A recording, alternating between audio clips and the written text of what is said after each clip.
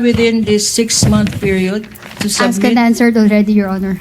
Your Honor, please, it is within, this is follow-up to the question of the presiding officer. What is the period? 180 days. My question is the 180 days still currently applicable? Yes po. Okay. Next, Madam Witness, are you still okay? Apo. Punta naman tayo dito sa Department of Education. Before you move on, Counsel, with the indulgence of Attorney Kapunan, Ma'am Sailin, so dahil binigay di umano kay Latchika ni Gina Costa, dinisalaw niyo na lahat?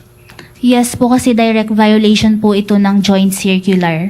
Subalit dahil hindi yan dumaan sa notice of suspension, in-issue niyo yung notice of disallowance nang hindi binibigyan ng pagkakataon, sumagot muna o magpaliwanag ang OVP. Wala pa po sila. Ngayon pa lang kung sakasakali kung mag-a-appeal sila. Opo.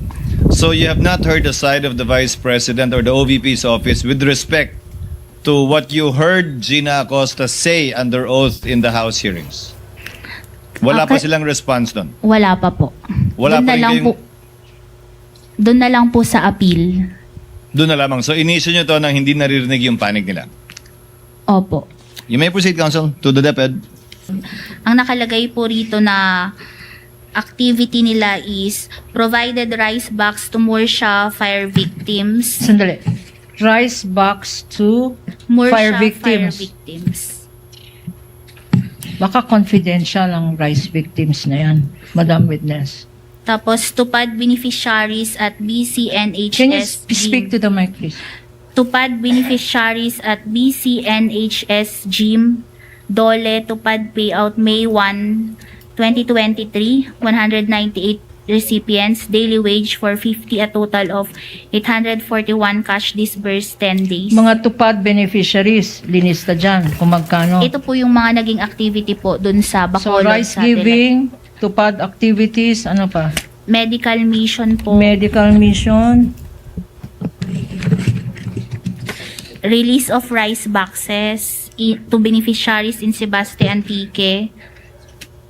Visited MAIPP hospitals and provided GLs at billing accounting offices to get a copy of SOA. Yun po. With visit the ng indulgence of hospital. Counsel, Ms. Eileen, these are the activities na sinasabi nilang kinover ng intelligence operations. Ito po yung inattach nila as proof of success of the information Ng gathering. activities nga. Opo. Not that ginamit yung confidential fund sa pagbigay ng bigas, not that ginamit yung confidential fund sa pagbigay ng tupad, not that ginamit yung confidential fund sa MAIP.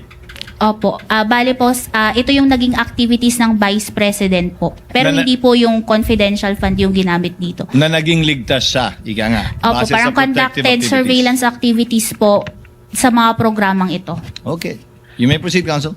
Testimony here that you, in that hearing, Gina Acosta, Chief of Staff of the VP, admitted, of the SDO, I'm sorry, admitted to transferring confidential funds, tama, to Colonel La Chica. Your Yes. Honor, please. There's no Yes, question Counsel yet, Your Honor. Correspondent. Your Honor, the exact wordings of the counsel cannot be verified without, reflecting the TSNs that she is referring to. Your Honor, I'm referring to the testimony of this witness. Besides, in the previous hearing, there is judicial notice already of the TSNs. No, that's not it, Counsel. Witness already admitted in her earlier testimony that she was there when Gina Acosta testified before the House of Representatives and heard her testify. Based on her recollection of what she said, she may answer. Kindly finish your last question, Counsel. I forgot. You repeat my question. What did I say? Wala pa akong question. Okay. Based on this admission of Gina Acosta that indeed confidential funds were transferred, the disbursement of confidential funds were transferred to Colonel La Chica. What about in relation to the debt DepEd funds? May nabanggit din po noon si Mr. Fajarda na binibigay niya yung confidential fund kay Colonel Nolasco po. Again, May naging admission under oath. may admission then under oath. In the same hearing, Madam Witness, Yes po. what was that admission? Sinabi din po ni Mr. Edward Fajarda na SDO ng DepEd na binibigay po niya yung cash advance for confidential fund kay Colonel Nolasco. Okay. And who is this Fajarda? Siya po ang Special Disbursing Officer ng Department of Education. And who is Nolasco? Isa po siya sa mga part po siya ng Vice Presidential and Security Protection Group. So our understanding is in the office of the Vice President, an admission of Gina Acosta that disbursement was given to some other person. The same admission was made by the DepEd SDO, Fajarda, that disbursement of the funds was given to somebody else. Madam Witness? Yes po, tama po. And what observation? As a COA, ICFAO, State Auditor, what significance or observation can you make from these admissions by both Gina Acosta and Fajarda? This is a violation po of the joint circular, specifically yung item 6.1.1 na hindi dapat ito i-transfer from one accountable officer to another. Okay. No further questions, Your Honor. Thank you, Counsel. It's 2:28. I promised the Senate President we will finish by 2:30 so that we can convene session at 3 p.m. Counsel for Respondent, Attorney Christine, can you do your cross tomorrow instead of today? I can, Your Honor. Your Honor, before I turn over to our head, Your Honor, may I make just this manifestation for the record, just to clear? Yes, Counsel. For avoidance, Your Honor, although we did mark the tabulations and summaries, Your Honor, for avoidance of doubt and for the record, the authenticity of the ARs are deemed established when the parties agreed and agreed with the dispensing of identification, Your Honor. Your Honor, please.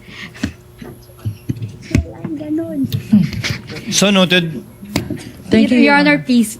Just a counter manifestation to her statement, Your You may Honor. do so, Counsel, Yeah, before there we was no adjourn. such admission, Your Honor, and there was no dispensing of identification of the ARs. Precisely, that is what the witness did in today, Your Honor. Thank you.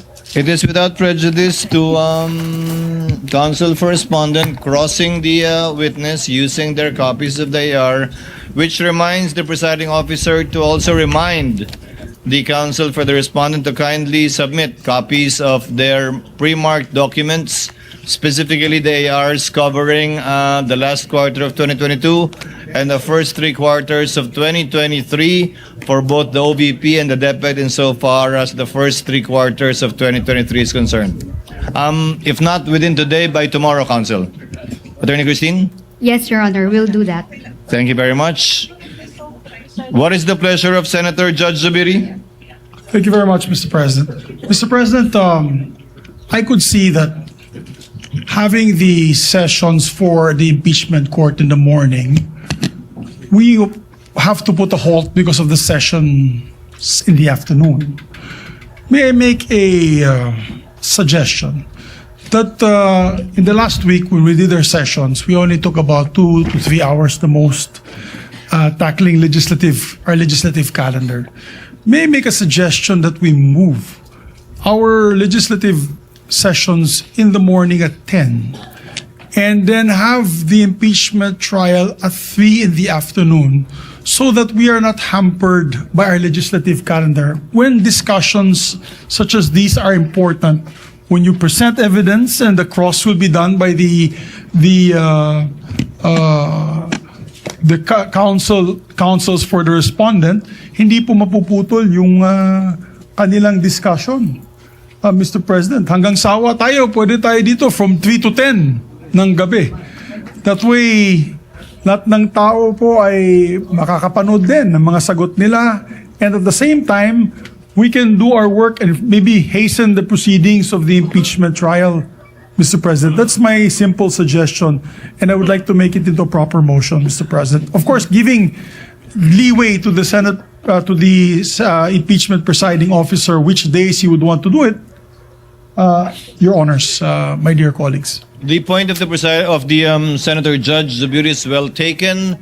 I think we should adjust as the need arises our session and or the impeachment trial, subject to a day's notice, I guess, to the parties before we shift.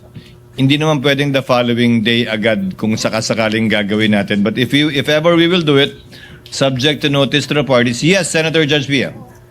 Cayetano. Mr. Presiding Judge and Senate President, I recall we discussed this in caucus. So can we just go back into caucus? Because there were reasons we decided on this. So may I humbly suggest that we, take a moment and just discuss this in caucus. Plus, the minority floor leader is not here right now. So may I just humbly request that we have this discussion. Thank you. We won't do it yet anytime soon anyway, Senator Judge Pia. Not anytime Yes, soon. maybe we can make a Certainly decision. not this week. Mr. Presiding Officer, maybe we can make a decision by tomorrow. We can wait for the minority floor leader to attend Excuse me. today, and we can discuss it on caucus, and maybe by tomorrow the presiding officer can make a decision. Yes, what is the pleasure of Senator Judge Camille Villar? Yes, because I remember not too long ago, our majority floor leader even brought up the idea of starting 30 minutes after, from 10 o'clock to 10:30. And then it was suggested by our other colleague that we discuss it in caucus together. So let's afford the same time for such decisions, right? I mean, So- we can't do it right away. Yeah, Mr. Again, President, my we're name not, is we're not in a hurry to decide on this matter. Mr. Presiding Officer. I'm just laying the predicate. Yes. It's best that we discuss this in open court now, and hindi po mabulaga sila na by Monday, iba na yung schedule. Tama po yung sinabi mo, we'll give them enough time to make the We shall. adjustments. But I'd like to put that notice because last week we only had 2 hours of session. At least And for the sayang po, parties, Mr. President, for the Mr. parties and Presiding senator Officer. judges to keep that in mind, that there is such a possibility should we decide to Yes. do that after caucus. And I think this is more important, Mr. President. The impeachment trial, we do it in we do it, proceed with, of course, with how do you say, swiftly, so that, they say justice delayed is justice denied. So this way, people have more time to listen to the arguments of both sides. Kasi like last week, we only had 2 hours, Mr. President, Mr. Presiding Officer, per session. Umuwi tayo ng 5 o'clock in the afternoon, 5:30. Sayang din naman ito pa oras para sa impeachment court. I just put that on the table for everyone to digest, and maybe we can make a decision by tomorrow. Thank you, gentlemen. Again, the points of the good gentleman are well taken, but we shall decide at the appropriate time after caucus. There being no other matters to be taken up, trial is adjourned until tomorrow at 10 a.m. Your Honor. Yes, the Honorable Chua. Thank you, Your Honor. Your Honor, naunawaan po namin na ngayon po ang submission ng mga pangalan po ng mga testigo para po sa susunod na linggo dahil ngayon po ay Martes. Subalit meron pa po kaming 3 mga testigo na Nakapila. nakasalang base po sa subpoena na inisyu po ng impeachment court. Sila po ay si Miss Marivic Pareja, Gina Acosta, at si Edward Farda. Dahil po dito, kung inyo pong mamarapatin, Your Honor, ay bigyan po kami ng pagkakataon na bukas na magsumiti na lamang ng aming mga testigo. Depende po sa magiging resulta ng hearing. Tama po kayo, kaya hindi yan hiniling ng presiding officer dahil may 3 pa tayong testigong nakapila na na-issue na ng subpoena para mag-attend ng pagdinig bukas. At kung hindi natin sila matatapos bukas, mag-issue tayo ng panibagong subpoena dun sa hindi matatalakay bukas. At kung sino mang karagdagan testigong nais nyo idagdag para sa susunod na linggo. Maraming salamat po, Your Honor. Thank you very much. There being no other business to attend to and to take up and discuss, trial is hereby adjourned until tomorrow August 12 at 10 a.m.